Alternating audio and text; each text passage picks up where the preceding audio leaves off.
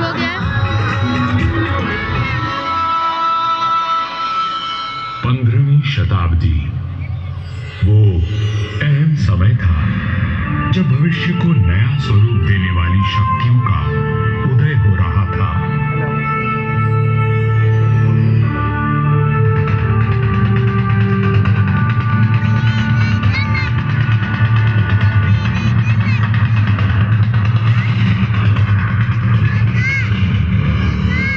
लोधी राजवंश ने दिल्ली की गद्दी संभाली। मध्य एशिया में बाबर का जन्म हुआ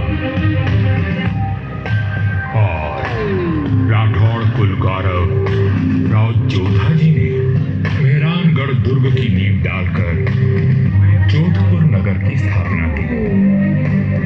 1459 ईस्वी में बना मेहरानगढ़ उत्तर भारत की राजनीतिक सरगर्मियों का साक्षी भी रहा और केंद्र भी। जोधपुर के आकाश में राठौड़ राजवंश का तेजवान सूर्य दमका, जिसका उदय मंडोर में हुआ था। मेहरानगढ़ की उत्तर पश्चिम दिशा में करीब 9 किलोमीटर का फासला तय करेंगे तो मैं अपने बचे हुए अवशेषों के साथ आपका स्वागत करूंगा। मैं किला हूं मंडोर का। मैं इतना प्राचीन हूं कि मुझे किसने बनवाया, कब बनवाया, ये किसी को भी याद नहीं। मंडोर की भूमि से आज भी अतीत के सिक्के, मंदिर के अवशेष, तोरण द्वार, स्तंभ और उत्कृष्ट मूर्तियां प्राप्त होती रहती हैं। मंडोर संग्रहालय में प्राचीन भारत के सभी प्रतीकों को सहेज कर रखा गया है, ठीक वैसे ही जैसे मैंने अपने जीर्ण अवशेषों में अनेकों गाथाएं संभाल रखी हैं। अरावली की पहाड़ियों से घिरा मंडोर नगर मांडव्य ऋषि की तपोभूमि था और इसका प्राचीन नाम मांडव्यपुर था। महाभारत काल में यहां नागवंशी ने राज किया और फिर गुप्त वंश ने इसे अपने बाहुबल से जीता। चौथी व छठी शताब्दी में हूणों का आगमन हुआ तथा परमारों ने इनके वैभव को बढ़ाया। मारवाड़ का विस्तार सबसे अधिक परमारों की समयावधि में हुआ और उस समय मारवाड़ को नवकोटि मारवाड़ भी कहा जाता था। तो 7वीं शताब्दी में प्रतिहारों ने यहाँ अपना साम्राज्य स्थापित किया और यहाँ के वैभव को बढ़ाया। मेरे साथ चलिए उस बीते हुए काल में जब यह तलवारें खड़कती थी, रणभेरी और नगाड़े कंपायमान होते थे, वीर हुंकार भरते थे और रणबांकुरों के जय घोष से आकाश गूंज उठता था।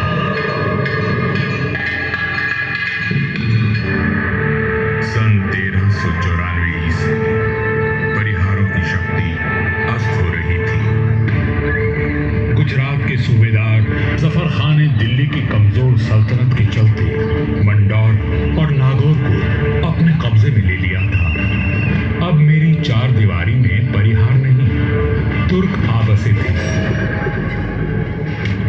जफर खां का हाकिम ऐबक खां मंडोर दुर्ग का किलेदार था, जो आए दिन अपनी क्रूरता का प्रदर्शन करता रहता था। पीड़ित किसान मंडोर के इंदा परिहार के प्रधान वीर राव हेमा गहलोत के पास मदद के लिए पहुंचे। राव हेमा जी, ये तुर्क हमसे मनमाना लगान वसूल करते हैं। आए दिन हमारी गायों को चुरा कर ले जाते हैं और अब अपने घोड़ों के लिए घास से लदी गाड़ियां मांग रहे हैं। हम तो बर्बाद हो जाएंगे। अपनी शक्ति पर इतना अभिमान कि उसे दीन किसानों पर आजमा रहा है। भैरू जी की सौगंध, जुल्म करने के लिए अब ऐबक खान जिंदा नहीं बचेगा।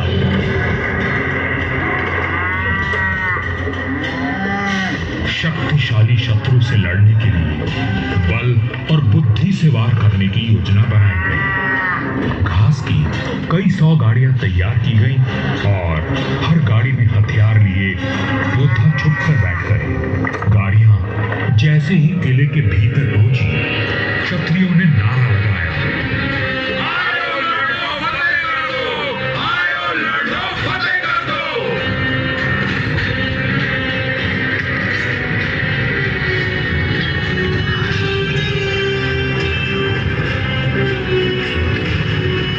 इस अचानक हुए प्रहार से तुर्कों को संभलने का अवसर भी न मिला।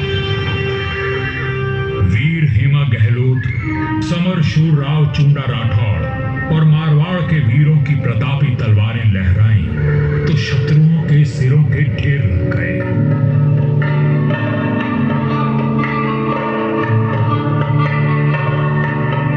इसी जीत की याद में आज भी मंडौर में राव महोत्सव मनाया जाता है।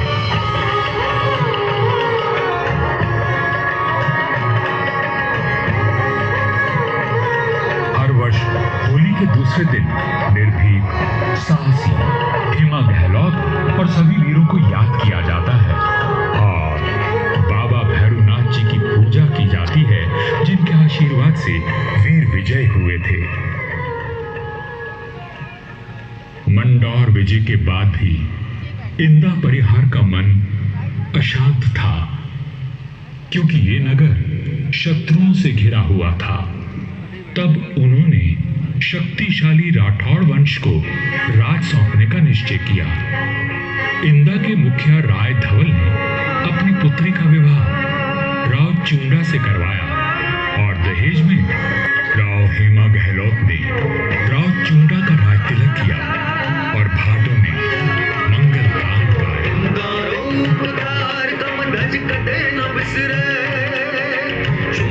चवई चाड़ दी मानो वरदाए छे, इंदारो उपकार कम नज कदे न बिसरे।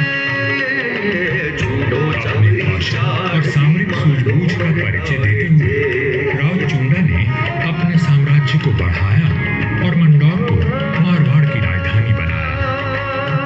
1423 में नागौर के युद्ध में राव चुंडा वीर गति को प्राप्त हुए और उनके पुत्र कान्हा के बाद राजदंड राव रणमल ने संभाला।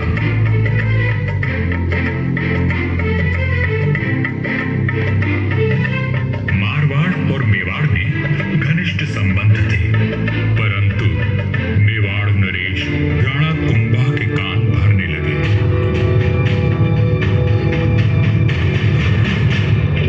मुझे राव रणमल की नीयत ठीक नहीं लगती राणा। वो आपका राज हड़पना चाहता है। वह सिर्फ एक पक्ष को देखते हैं, दूसरे पक्ष से तो उनका कोई मोह नहीं। एक मधुर संबंध में संशय और अविश्वास का विष घोल दिया गया था। 1438 ईस्वी में राव रणमल अपने पुत्र जोधा के साथ चित्तौड़ के दुर्ग में था। रणमल को किसी षड्यंत्र का आभास हुआ और उसने बेटे जोधा को किले से बाहर भेज दिया। पिता की आज्ञा मान जोधा चित्तौड़गढ़ की तलहटी में पहुंचा। तभी एक डोम ने जोधा का ध्यान खींचा, जो एक दोहा गा रहा था।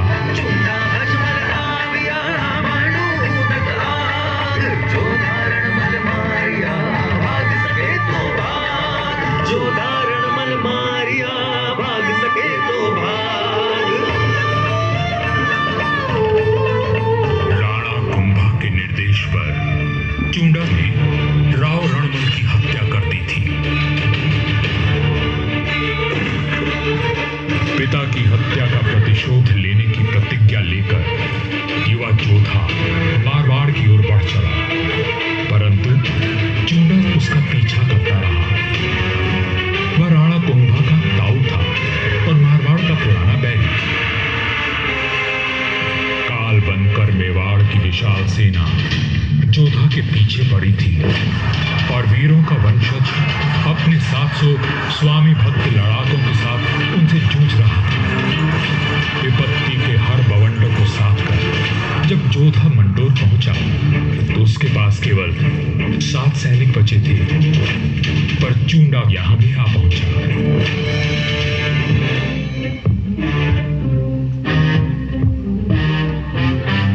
चूंडा बोला, मंडोर किले का कोना कोना छान मारो। रणमल ने मेरे भाई राघव देव को मरवाया था, मैं उसके वंश का नाश कर दूंगा। हुजूर, जोधा जांगलू प्रदेश की ओर भाग गया है। आप कहें तो उसका पीछा करें। रहने दो, वहां रेतीले टीलों में भटक कर वो खुद ही मर जाएगा। तुम राणा कुंभा के पास संदेश भिजवाओ, मंडोर पर अब हमारा राज है। पिता की निर्मम हत्या की पीड़ा और राज खो देने का अपमान लिए जोधा भटक रहा था। हर ओर शत्रु घात लगाए बैठे थे, पर जुझारू जोधा ने आस और विश्वास नहीं खोया। 15 वर्षों तक संघर्ष और अथक प्रयास करने के बाद जोधा ने दुर्भाग्य को जीत लिया। चूंडा की मृत्यु हो चुकी थी और मंडोर को राज जोधा ने फिर से जीत लिया था। समय बदल रहा था और देश पर विदेशी आक्रमणकारियों का संकट घेराया था। ऐसे में एक दूसरे से लड़ने के बजाय मारवाड़ और मेवाड़ ने संधि कर ली।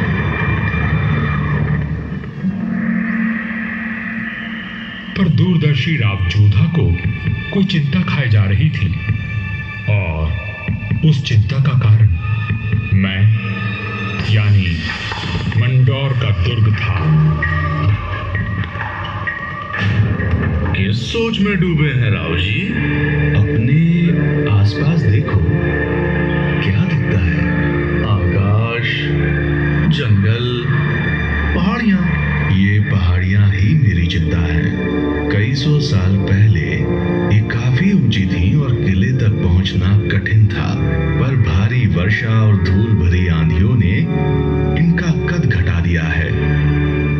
राव जोधा की बात पीड़ादायक परंतु सत्य थी।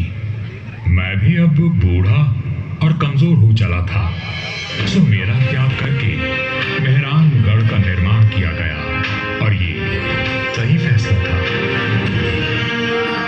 भारत में जब मुगलों का आगमन हुआ तो राठौड़ राजवंश ने उनसे सीधी टक्कर ली और हार माने बिना संघर्ष करते रहे। इस सब में मेहरानगढ़ ने प्रमुख भूमिका निभाई। जोधपुर का इतिहास प्रेरणादायक वीर गाथाओं से भरा हुआ है।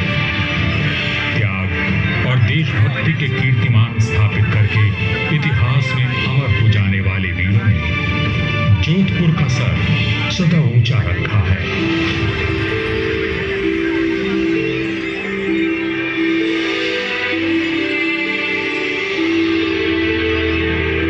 इस धरती पर जन्मे सपूत अपनी भुजाओं में इतना बल रखते थे कि मातृभूमि की रक्षा कर सके।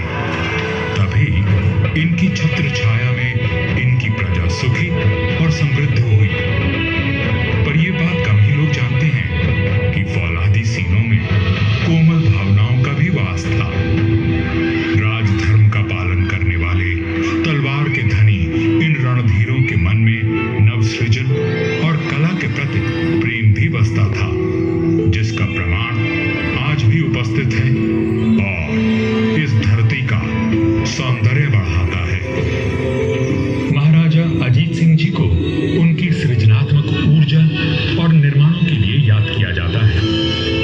उन्होंने देवी देवताओं की साल, अजीत पोल, मय पोल और एक खंबा महल बनवाया एवं भेरू बावड़ी और भेरू मंदिर का जीर्णोद्धार करवाया।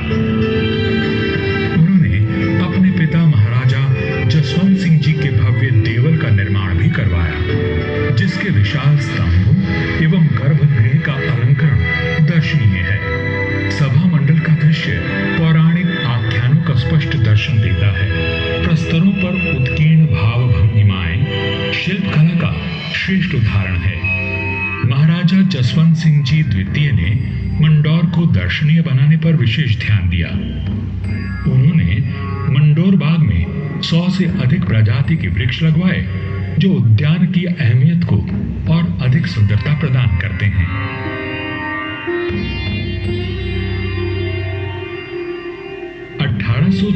ईस्वी में महाराजा सरदार सिंह जी ने मंडौर के बाग को और संवारा।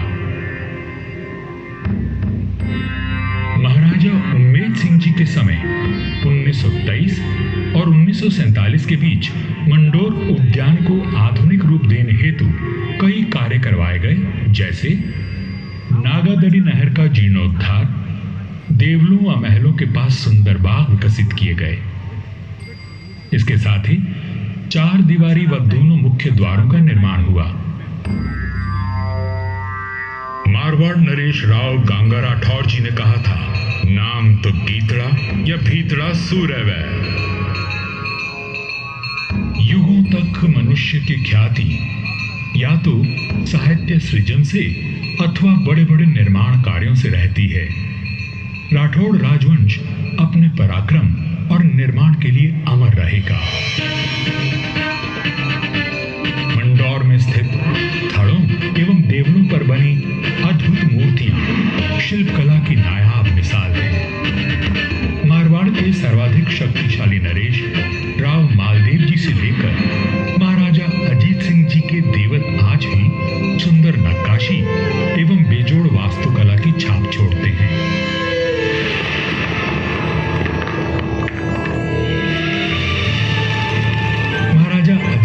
के देवल का निर्माण इनके पुत्र महाराजा अभय सिंह जी ने संवत 1793 में शुरू करवाया, लेकिन इसे पूरा उनके प्रपौत्र महाराजा भीम सिंह जी ने संवत 1856 में किया।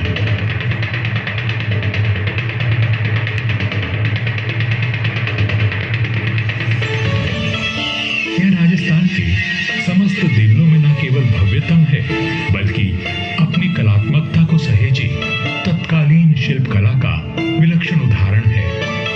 4 भव्य द्वारों एवं 4 सभा मंडपों से सज्जित यह देवल शैव धर्म की महत्ता को दर्शाता है।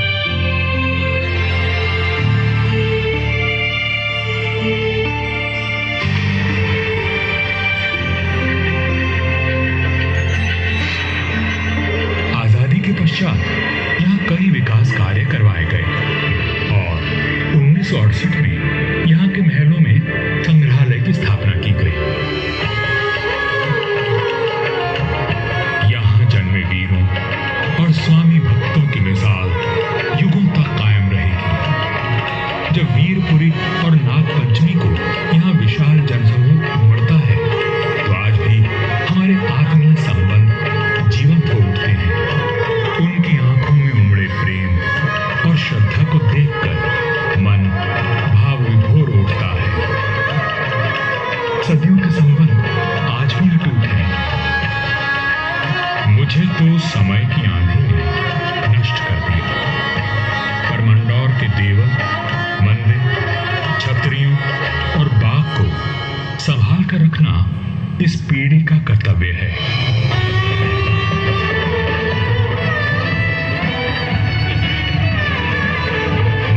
दुर्ग है साक्षी करता गौरव गान, कैसे कैसे वीर हुए थी कैसी उनकी शान।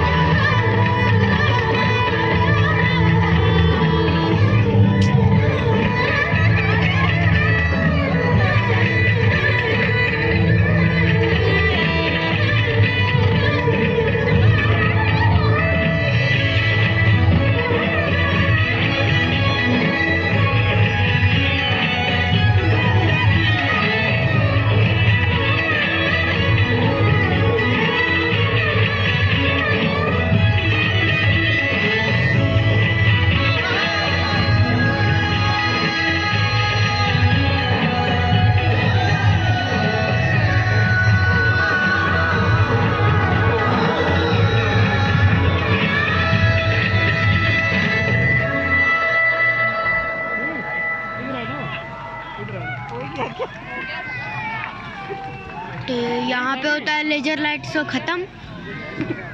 अभी हम लोग जाएंगे घर।